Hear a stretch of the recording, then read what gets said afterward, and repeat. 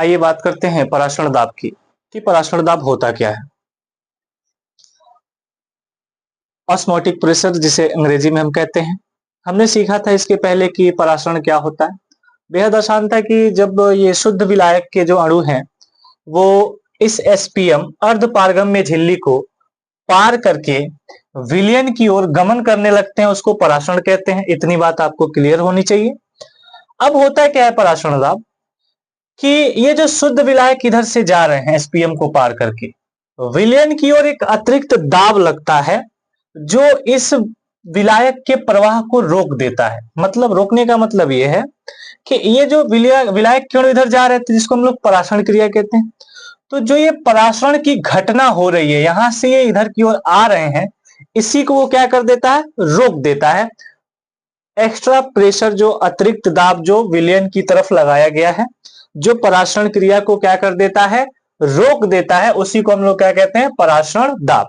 Diagram के through आप देखेंगे तो यहां से शुद्ध विलायक के अणु इधर की ओर जाएंगे, यहां एक घर्षण रहित पिस्टन लगाया गया होता है जिससे अतिरिक्त दाब बनाया जाता है, जिससे विलायक के अणु तो इधर आते हैं लेकिन फिर से कहां चले जाते हैं, शुद्ध विलायक की तरफ। तो इस तरह से अतिरिक्त दाब लगाकर इस पराशरण क्रिया को क्या कर दिया जाता है, रोक दिया जाता है। और पराशरण क्रिया का इस अतिरिक्त दाब के द्वारा रुक जाना ही क्या कहलाता है, पराशरण दाब। परिभाषा की बात करें तो बेहद आसान है। विलयन की तरफ लगाया गया वह अतिरिक्त दाब जो पराशरण क्रिया को रोक देता है उसे हम पराशरण दाब कहते हैं। या ऐसा कह दें कि विलयन की तरफ लगाया गया वह अतिरिक्त दाब जो शुद्ध विलायक की प्रवाह को रोक देता है उसे हम पराशरण दाब कहते हैं। बारी आती है कि आखिर इसको डिनोट कैसे करते हैं। तो पराशरण दाब को हम डिनोट करते हैं पाई से। पराशरण दाब को किससे प्रदर्शित किया जाता है, पाई से। आपको दिखाई दे रहा होगा कि पराशरण दाब जो है वो हम पाई से डिनोट करते हैं। इसके अतिरिक्त आपसे एक और चीज पूछी जाती है कि पराशरण दाब तापमान एवं समय में, पराशरण दाब तापमान और सांद्रता में क्या संबंध होता है, समय ने सॉरी, पराशरण दाब, सांद्रता और तापमान, इन तीनों के मध्य संबंध क्या होता है। तो वो भी बेहद आसान होता है। हम जानते हैं कि जो पराशरण दाब होता है वो सांद्रता के समानुपाती होता है। दूसरी तरफ पराशरण दाब जो है जिसको पाई से डिनोट करते हैं वो टेम्परेचर के समानुपाती होता है। ठीक है, इन दोनों को अगर हम कंबाइन करते हैं, दोनों को संयोजित करते हैं तो हम पाते हैं कि पाई समानुपाती ct।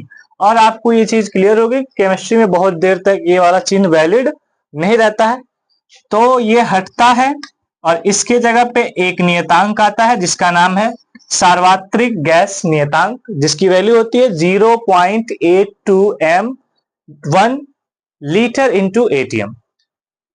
तो अंत में हम देखते हैं कि पराशरण दाब का फार्मूला ये डिराइव होता है। फिर हम आगे इसको और डिनोट करना चाहें तो हम जानते हैं कि जो सांद्रता है वो मोलरता के इक्वल है।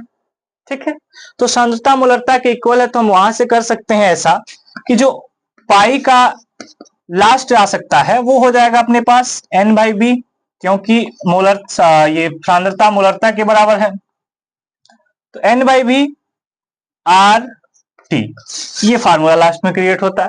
इसका डेरिवेशन भी बाद में हम कर लेंगे। फिलहाल पराशरण दाब क्या है, इसको किससे डिनोट करते हैं, पाई से।